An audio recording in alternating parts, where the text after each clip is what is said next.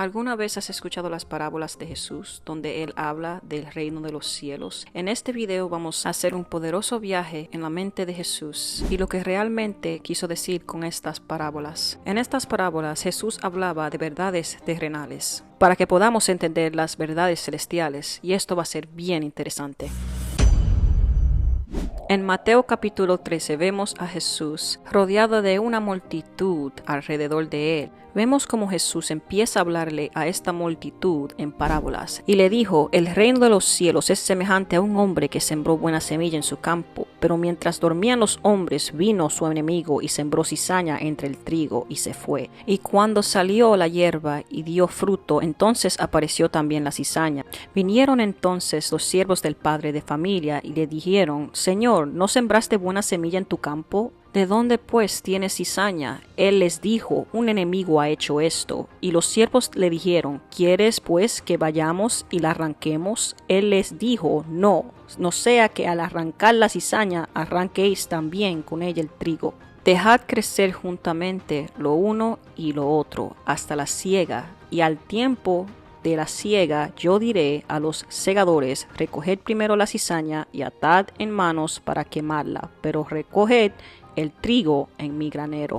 Jesús en estas parábolas explica verdades terrenales para que podamos entender las verdades celestiales. Para entender el reino de Dios y cómo opera, tenemos que entender estas parábolas. Cuando interpretamos estas parábolas, podemos entender la profunda misericordia y paciencia de Dios para con nosotros. Jesús usa esta parábola del trigo y la cizaña para ilustrar el reino de los cielos. Jesús compara el reino de los cielos como un hombre sembrando buena semilla. El hombre representa a Jesús y la buena semilla son los hijos del reino y la cizaña los hijos del malo. Vemos que Dios ha plantado sus hijos en el mundo para crecer y dar fruto, y vemos también como el enemigo tiene una estrategia. Este enemigo siempre está observando y esperando un momento oportuno. Vemos en la parábola donde dice: pero mientras dormían los hombres. Esto es una metáfora usada por Jesús que puede entenderse como negligencia espiritual o falta de vigilancia, y esto es lo que vemos en este mundo físico.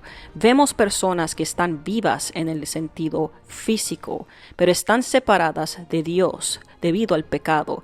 O sea, como personas funcionan e interactúan con el mundo, pero espiritualmente están muertos, desconectados de Dios y faltos de vida espiritual. Para adquirir esta vida espiritual tenemos que creer en Jesús y nacer de nuevo del agua y del Espíritu. Y aquí vemos la diferencia entre el trigo y la cizaña. El trigo representa a los hijos del reino de Dios. Los que han nacido de nuevo creen en Jesús y hacen la voluntad de Dios. Y las cizañas son los hijos del diablo, los que siguen sus malas influencias y rechazan a Dios. Y esto es lo que vemos en el mundo hoy. Vemos el bien y el mal coexistiendo en el mismo mundo. Eso es hasta el final de la era, cuando Dios separará a los justos de los malvados.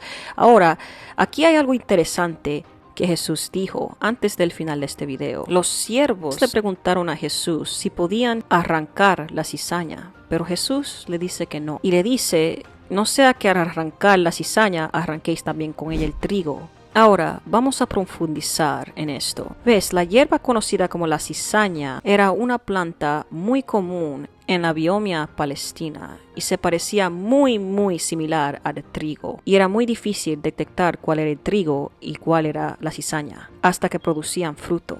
Cuando la cizaña crece, sabe mal y al final no te las puedes comer. La cizaña es amarga y pueden ahogar otras plantas. Por eso Jesús usa esta parábola. Cuando hay trigo y cizaña en el mismo lugar, en las raíces están enredadas el trigo junto con la cizaña. Y para no arrancar el trigo junto con la cizaña, los agricultores esperan hasta la cosecha para separar todo al final. Y es aquí que empezamos a ver la profunda misericordia de Dios. Así como la cizaña y el trigo necesitan tiempo para crecer y revelar su verdadera naturaleza, asimismo Dios ha puesto un periodo de tiempo para que los habitantes de la tierra se arrepientan y para permitir un desarrollo completo del carácter, para dejar en claro quiénes son los hijos de Dios. Segunda de Pedro 3:9 dice: el Señor no retarda su promesa según algunos tienen por tardanza, sino que es paciente para con nosotros, no queriendo que ninguno perezca, sino que todos procedan al arrepentimiento.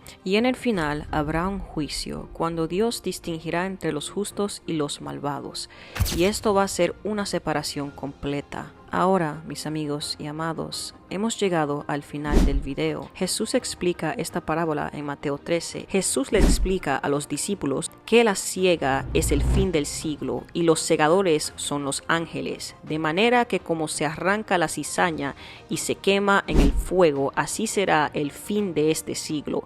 Enviará el Hijo del Hombre a sus ángeles y recogerán de su reino a todos los que sirven de tropiezo y a los que hacen iniquidad, y los echarán en el horno de fuego.